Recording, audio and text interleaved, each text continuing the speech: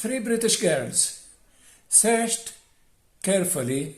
They planned and cooperated with human traffickers and executed their plan by traveling from London into Syria to join the ISIS, the Islamic states in Syria and the Levant.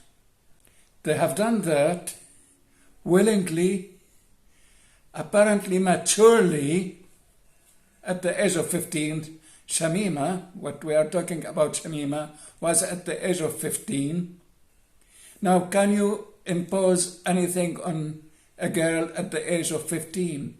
No, she has a free will. Even parents, if they try to impose something, she will go to the social services and she would claim to be child abused. So she made up her mind with her friends over a time of search, and they joined Daesh. She was a causative of the damage happened in my birth land. Now in England, that was 2015. In 2019, the Home Secretary, Sajid Javid, took the decision, after investigation, took the decision to remove her British citizenship.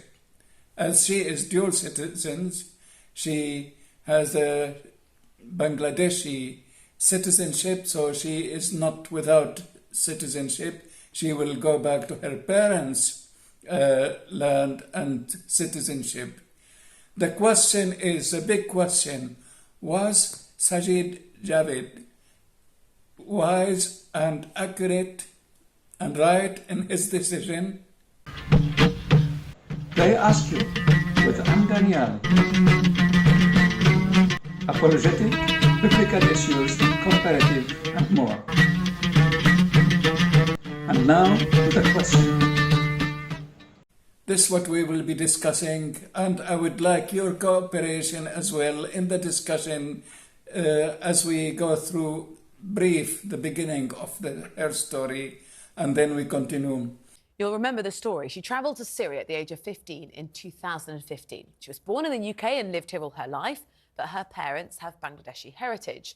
Her citizenship was removed in 2019 on the grounds of national security. Her case, Shamima Begum's case, became a hot issue in 2019 as a result of the Home Secretary, Sajid Javid, of removal of her citizenship, British citizenship. That was built on information from the MI5 and considering the national security if she is to come back to this country. This is the case with so many Daesh. So whether they served with Daesh as personnel, as fighters, or what they are called now Daesh's wife or ISIS wife. So they went there as a wife and they say, oh, I was just a wife. Now the case is Shamima Begum versus Home Secretary. And it is quite lengthy. On Wikipedia, I found 6 pages on the subject, the history of it. So far, it is costing the legal aid system in this country, in the UK, in the region of £7 million. £7 million spent so far, and some would say more, as a legal aid.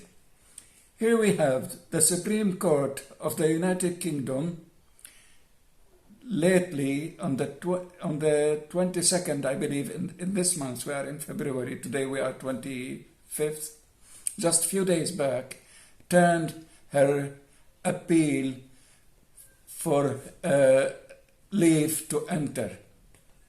Now we know the difference between leave to remain, that someone will be allowed to stay, and leave to enter, just to enter the country and to appeal for her case. And the Supreme Court turned down that appeal a few days back. So that's why it is hot issue. Begum versus the Secretary of State for the Home Department. The case was heard on 23rd and 24th of November 2020. That is more than 3 years back, over 3 years back. And in judgment delivered on 26th of February 2021, so just soon after that, a couple of months or more after that, nearly 3 months, 3 months after that, the Supreme Court unanimously found in favor of the Home Secretary. So they approved the decision of the Home Secretary. That was in November 2021. Yet the case did not end as that. This is the democracy, which is appreciated. It is valuable. It means she can still appeal against the case of the Supreme Court, against the decision of the Home Secretary, built on solid information that she will be of no use, at least, say, in this country, which means she will be a threat to the stability of the country. It's a big statement, but we are talking about facts, what is happening so far. So she has now the abilities, the finances, the backing, financial backing from the taxpayers' money in the UK. When I first met her, it was on a day off from filming a documentary not about her. So, she's of interest. And I wanted to speak to her because other journalists have been turned away. And I kind of want to sort of spite the face of them. I wanted to know what she was really about. I met this waif-looking girl, looked scared, looked hot, looked frightened. And when I interviewed her, she was very apologetic. She thought she had done wrong. And I actually, at that time, I did actually feel sorry for her. I really did. And I left the camp and we continued to have conversations via phone after that. And then over a period of 2 years, I think I changed my mind. Why? So it is a big question, why? Why a journalist would be in sympathy with her and then will come to change of his mind, not feeling any sympathy with her case. That's what happened with the Foreign Secretary.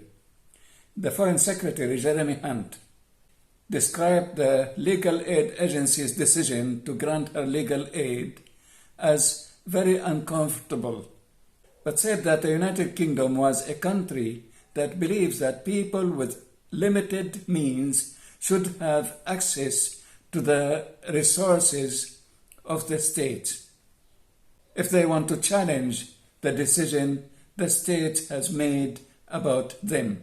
So this is the legal obligation in the United Kingdom that people who do not have the means, the finances in that case, to go through the court and pay huge expenses, millions of pounds, the state would step in and grant them legal aid. Now, once Daesh is no longer in power, they tumble down, she is thinking of her British citizenship. So apparently in all that time, all those years, she was supportive to Daesh and to her husband.